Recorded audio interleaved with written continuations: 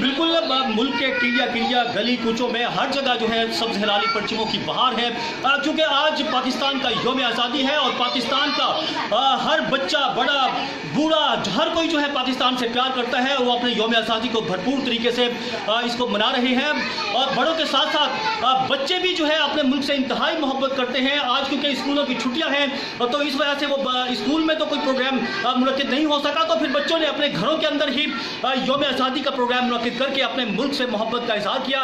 न सिर्फ अपने मुल्क से बल्कि कश्मीर, क्योंकि इस दफ़ा हुकूमत की जानिब से कश्मीर के नाम किया है यौम आज़ादी, तो फिर वो कश्मीर की आज़ादी के लिए भी बच्चे पुरअज़्म हैं। ऐसे ही बच्चे मेरे साथ मौजूद हैं जो कि सब्ज़ हिलाली परचमों के रंगों के जो लिबास हैं वो ज़ेब-ए-तन किए हुए हैं और इंतहाई अपने मुल्क से मोहब्बत का इजहार कर रहे हैं। उनसे बात करते हैं। अच्छा, आप बताएं भाई क्या कर सकता हूँ?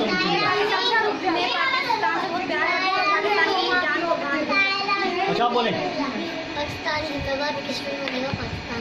गुड। अच्छा, आप बोलें। I love Pakistan. आप बोलो।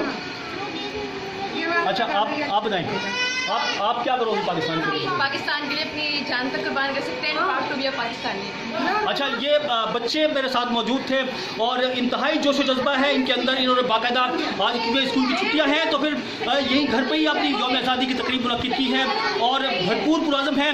और इन बच्चों से मैं कहूँगा कि मेरे साथ एक नारा लगा दें, पाकिस्तान, पाकिस्तान।